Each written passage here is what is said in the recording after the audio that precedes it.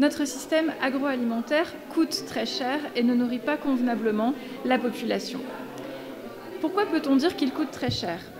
Si on s'en réfère au rapport « L'injuste prix de notre alimentation », on voit que les aides publiques qui le soutiennent s'élèvent en totalité à 48,3 milliards d'euros, sous forme de subventions, d'achats divers, d'exonérations fiscales.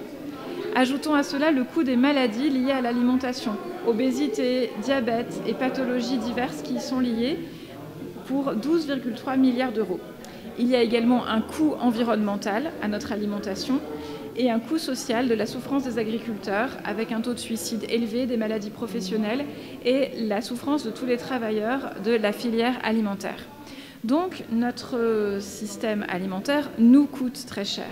Pourquoi dire qu'il ne nourrit pas convenablement ? Eh bien, parce qu'il nous vend, à coup de publicité, beaucoup de produits trop gras, trop sucrés, ultra transformés, qui sont néfastes pour la santé. Parallèlement à cela, 16% des Français ne mangent pas à leur faim et 45% des gens ne mangent pas ce qu'ils souhaiteraient manger. Face à ce constat, émerge en ce moment une utopie, celle de la sécurité sociale de l'alimentation. Ça serait un moyen de faire évoluer le système alimentaire pour produire ce que les gens veulent manger et le leur rendre accessible. Cette sécurité sociale de l'alimentation repose sur 3 piliers. L'universalité. 150 € seraient versés chaque mois à chaque personne pour tous, ce qui permet d'en finir avec l'aide alimentaire et les inconvénients qu'elle présente en termes d'atteinte à la dignité des personnes et également en termes de violences alimentaires, tel que cela a été théorisé par l'anthropologue Bénédicte Bonzi.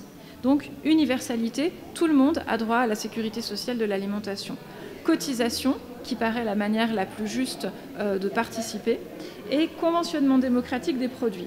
Cela signifie que des caisses locales où consommateurs et producteurs seraient représentés débattraient de façon démocratique pour choisir quels sont les produits et les lieux de vente qui peuvent être conventionnés. Chaque caisse doit mettre en place les critères qu'elle juge les plus importants, parce que la démocratie ne s'applique bien que lorsque les décisions sont prises à proximité du lieu où elles s'appliquent.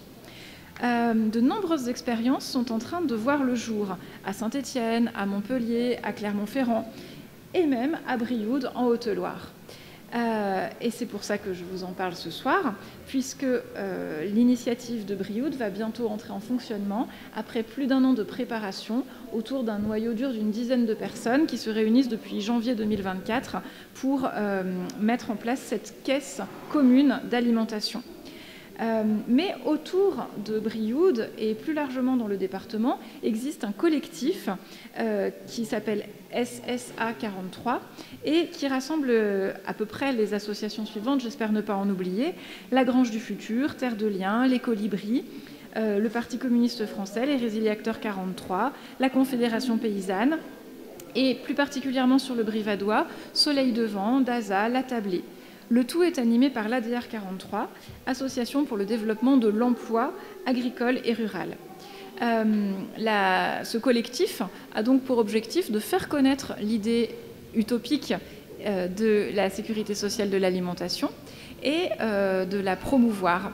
Nous proposons de faire des présentations sous forme de conférences-débats et nous proposons aussi de jouer au jeu de la marmite, qui est une manière ludique et très concrète de découvrir le fonctionnement d'une caisse locale d'alimentation. Vous pouvez, pour en savoir plus et pour nous rejoindre, écrire à l'adresse suivante: adr43@mailo.com. Merci beaucoup.